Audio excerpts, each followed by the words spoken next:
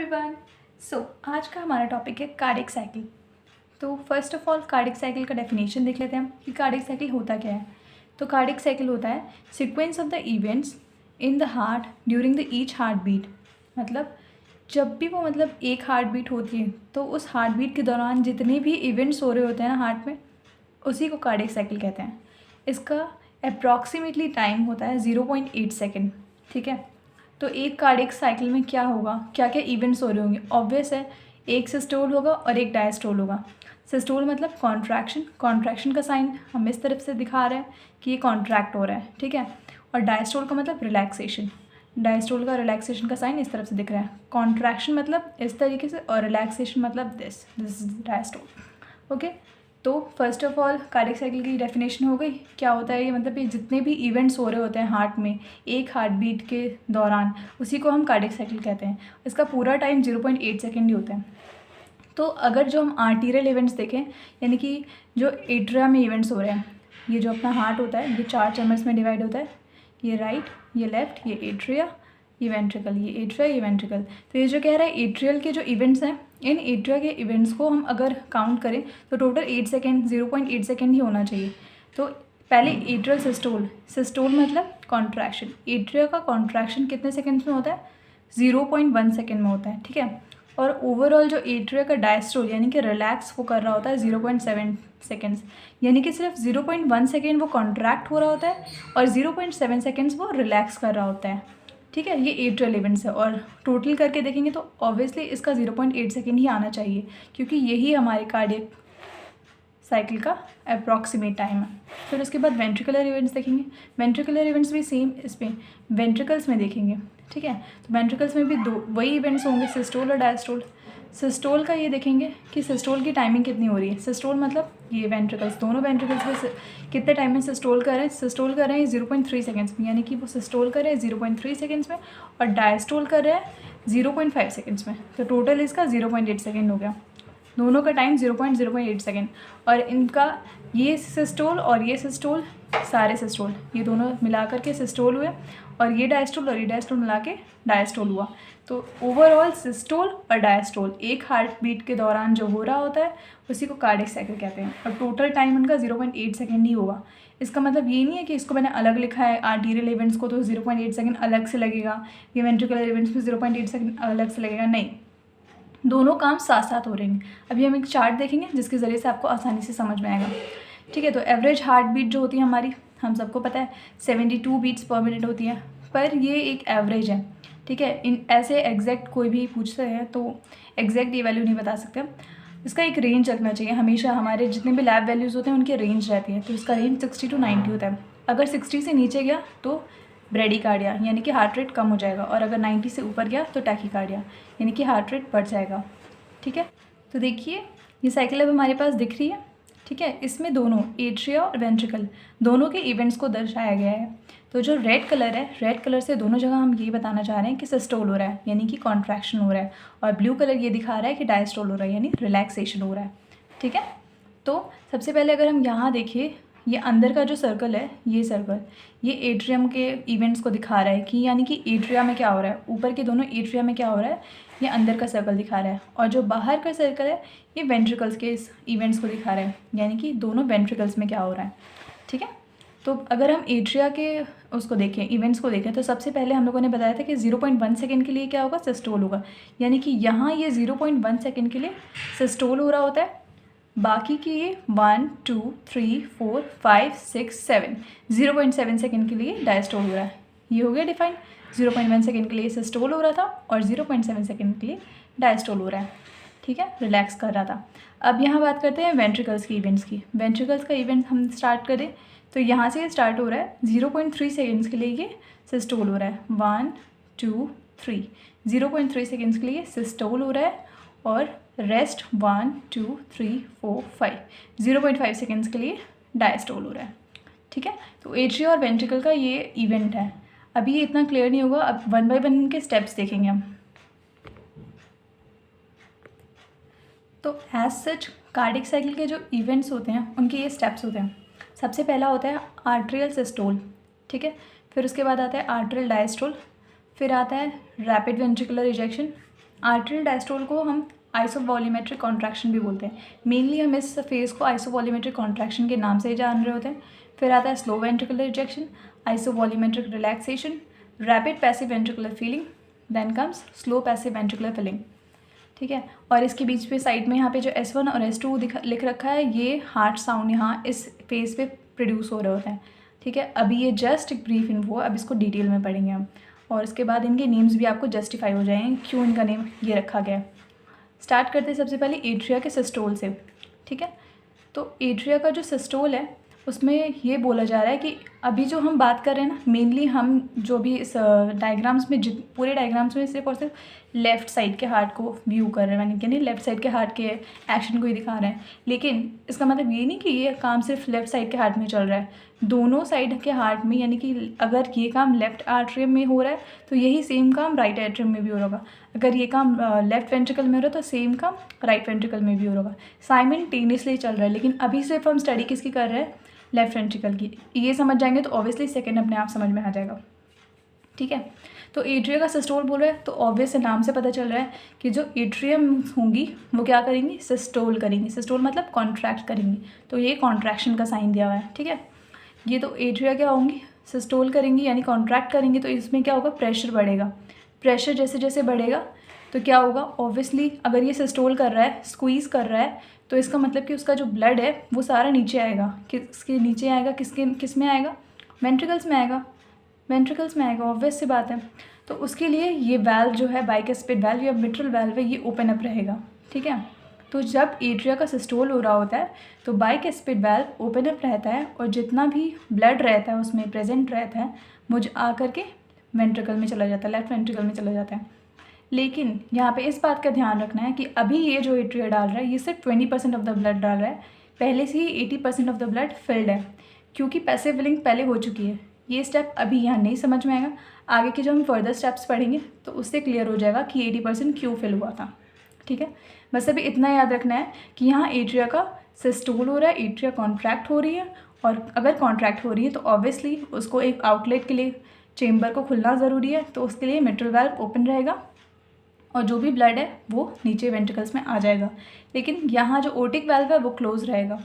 Obvious है, यहाँ अभी काम ओटिक वाल्व का कुछ है ही नहीं, यहाँ अभी इन दोनों चैम्बर्स की बात हो रही है, इन दोनों में कनेक्शन बैठ रहा है, तो सिर्फ इसी वाल्व को खुलना है, मिट्रल वाल्व को खुलना है। ठीक है, तो in the atrium pressure rises, pressure बढ़ता है तो एक वेव सी बनती है। प्रेशर बढ़ रही है तो ये एक वेव बनेगी जिसको ए से नॉमेनक्लेचर किया गया, ए नेम दिया गया है, तो इसे ए वेव बोलते हैं। तो ए वेव प्रोड्यूस होती है।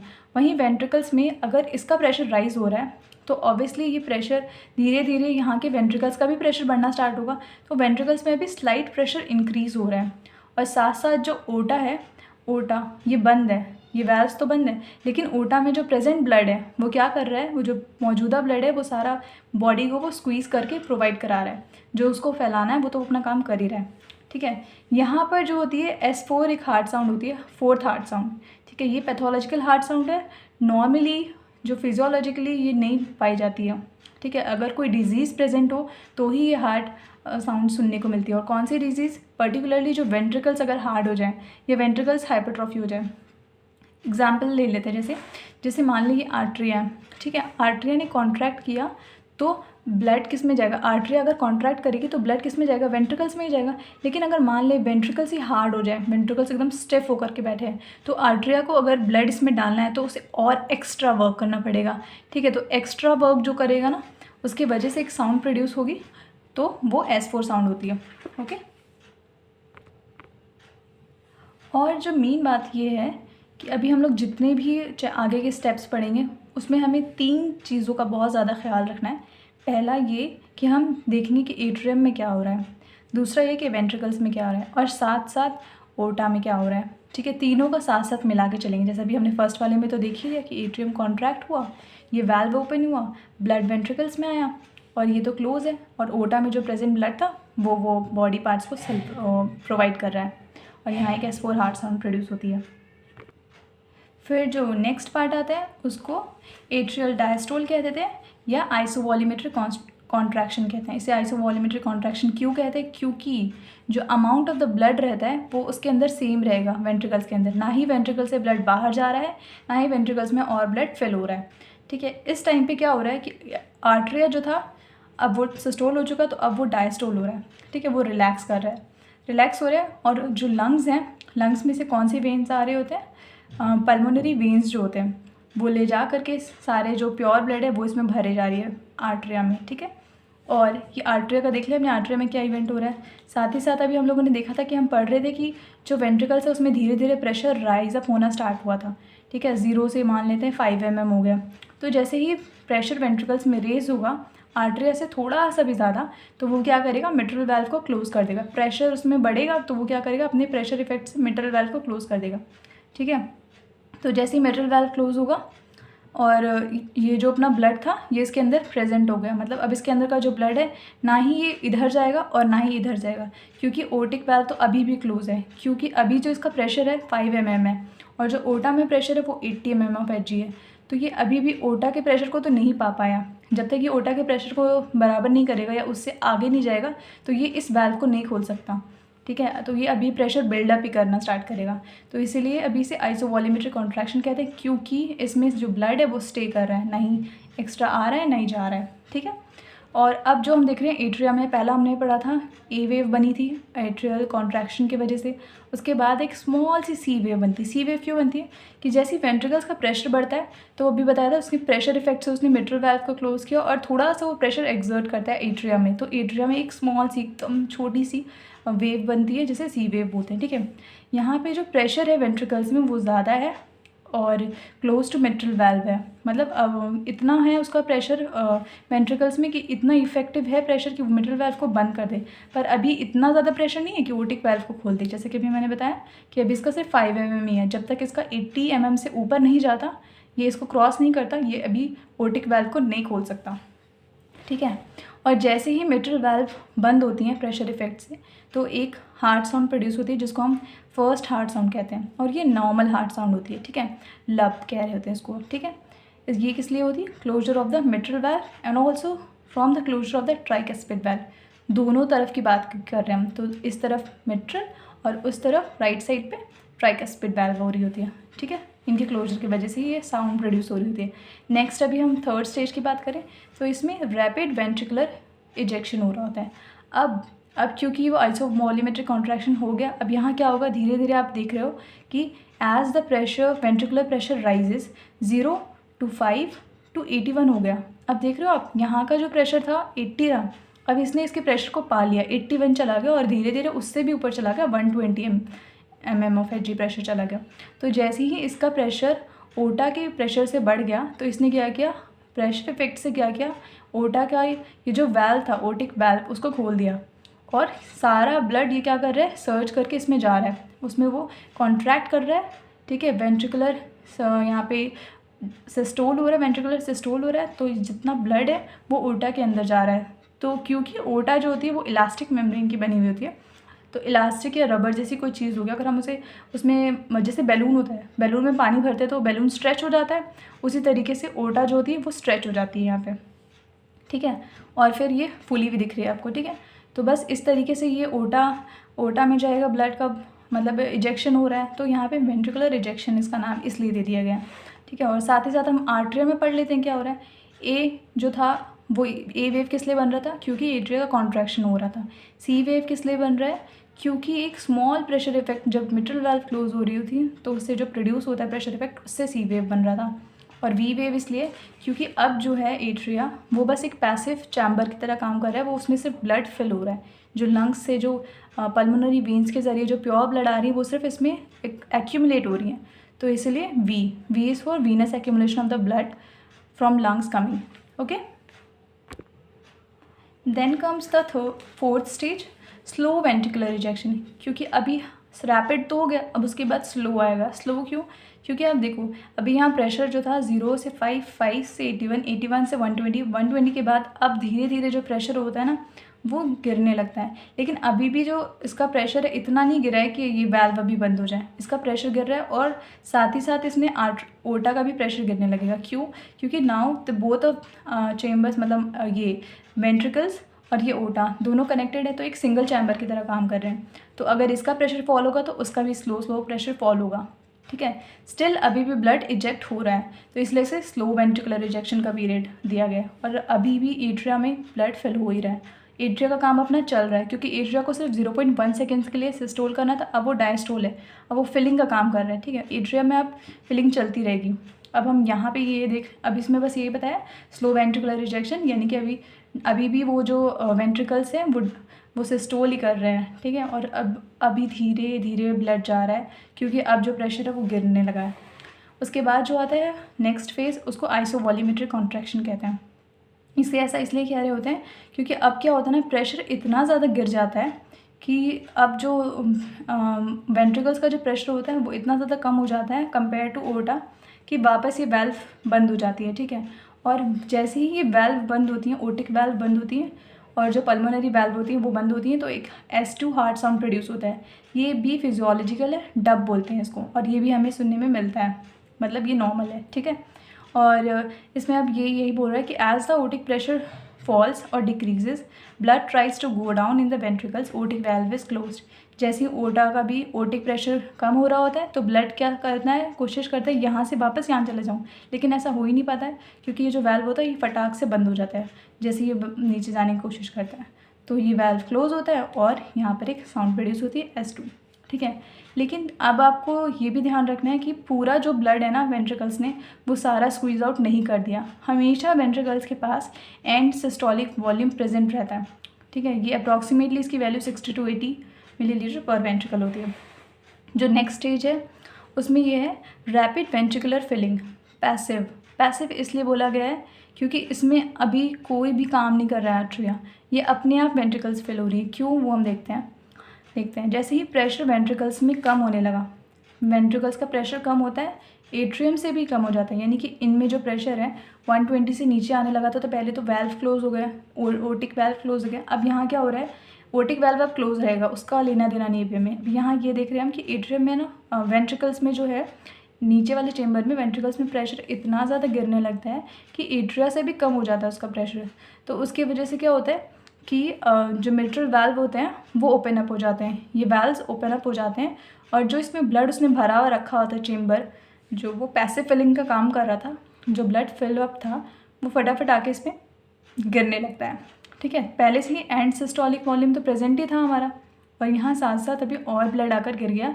ये rapid ventricular passive filling phase हो रहा था, ये इतना रैपिड वेंट्रिकुलर पैसिव फिलिंग की वजह से हो गया, ठीक है। वेंट्रिकल्स यहाँ पे किस वजह से फिल हो रहे हैं, अपने आप पैसे फिल हो रहे हैं, क्योंकि यहाँ पर एट्रियम ने कॉन्ट्रैक्शन नहीं किया, एट्रियम ने अपना सिस्टोल वर्क नहीं किया, एट्रियम तो अभी भी डायस्टोल में है।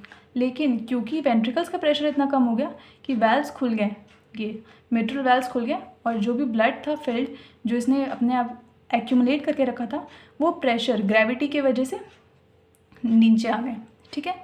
तो यहाँ पर कभी कभी S3 साउंड सुनने को मिलता है ड्यूरिंग एक्सरसाइज या बहुत ही एक्सर्टिव वर्क कर ले तो। फिर उसके बाद जो लास्ट फेज़ आ रहा होता है इसे बोलते हैं स्लो पैसिव वेंट्रिकुलर फिलिंग, ठीक है। इसमें क्या हो रहा होता है, इसे डायस्टेसिस भी बोल रहे हैं। क्यों, क्योंकि अभी जो प्रेशर है अभी भी कम ही है, जो ब्लड फ्रॉम अभी जितना मतलब इसमें एट्रिया में उसने संभाल के रखा हुआ था ब्लड, वो तो सारा चला गया नीचे रैपिड वेंट्रिकुलर पैसिव फिलिंग की वजह से। लेकिन अभी जो लंग्स से जो डायरेक्ट जो ब्लड आ रहा है पल्मोनरी वेन्स के ज़रिए एट्रिया में, अब क्योंकि ये वाल्व खुले हुए हैं, ठीक है, तो वो भी तो ऑब्वियसली जो ब्लड आ रहा है लंग से वो डायरेक्टली जो ग्रेविटी के इफेक्ट से इसके अंदर जाने लगेगा। तो ये स्लो पैसिव वेंट्रिकुलर फिलिंग हो रहा है, ठीक है।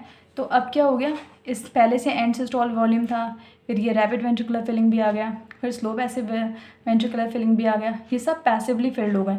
80% of the chamber of left ventricle जो होता है वो पैसिवली पहले ही फिल हो जाता है। तो बस जो एट्रिया को जो लास्ट कॉन्ट्रैक्शन करता है वो सिर्फ 20% ब्लड के लिए कॉन्ट्रैक्ट कर रहा होता है, ठीक है। ये हम पहले बोल रहे थे कि पहले क्लियर नहीं होगा, अब समझ में आएगा। सी यहाँ पे ये जो बोला था हमने कि 80% of the ventricles are already filled before, passive filling के जरिए 80% तो पहले से भरा होता है। एट्रियम को सिर्फ 20% के लिए कॉन्ट्रैक्ट करना पड़ता है और सिस्टोल करना पड़ता है, ठीक है। तो ये स्टेप कह रहे थे कि पहले समझ में नहीं आएगा, बाद में आएगा। आई होप ये क्लियर हो गया होगा ये स्टेप। एट लास्ट हम इसका प्रेशर चार्ट देख लेते हैं, जो कि बहुत ज़रूरी है, ठीक है, ये सम अप करने के लिए पूरा एक तरीके से, ठीक है। ब्लू को हमने, जो ब्लू है वो ओटा का प्रेशर बता रहा है, और जो ग्रीन है वो वेंट्रिकल का प्रेशर बता रहा है, और जो ऑरेंज है वो एट्रिया का प्रेशर बता रहा है, ठीक है। अभी सिर्फ हमें ब्लू, ग्रीन और ऑरेंज पे ही ख्याल देना है, ठीक है। इस तरफ से जो एक्स एक्सिस है इस पर हम लोगों ने प्रेशर बताया हुआ है, ठीक है, और इस तरफ हम लोग सिस्टोल डायस्टोल बता रहे हैं। सबसे पहले हमें ये पता था कि ओटा में जो था प्रेशर 80 mm ऑफ Hg था, वो तो शुरू से ही था उसमें, ठीक है। और फिर इसमें सबसे पहला स्टेज जो है, ये स्टेजेस बनाई हुई हैं, ठीक है। सबसे पहला स्टेज ये था एट्रियल सिस्टोल, एट्रिया का सिस्टोल हो रहा था, ठीक है, यानी कि एट्रिया कॉन्ट्रैक्ट हो रही थी, तो एक ए वेव प्रेजेंट हो रही थी।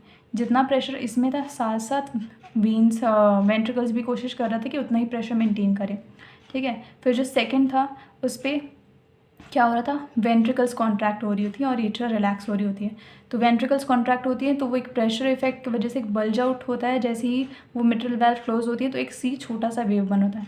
लेकिन अभी यहाँ पे क्या हो रहा है, वेंट्रिकल्स का डीपोलराइजेशन हो रहा है, यानी कि वेंट्रिकल्स का हमने पढ़ा था ना प्रेशर 0 to 5 to 81 to 120 हो रहा होता है। तो ये प्रेशर क्या सडन हाइप होता है, ये पहले 80 तक इसको पकड़ता है, फिर उसके बाद ये इतना ऊपर हो जाता है कि ये इस जैसे ही इसका प्रेशर रेज अप होगा, वेंट्रिकल्स का प्रेशर रेज अप होगा 120 अबव होगा, तो साथ साथ वो ओटा के प्रेशर को भी लेके चलेगा, ठीक है। ये जो प्रेशर है ये 2 फेज तक मेंटेन रहता है।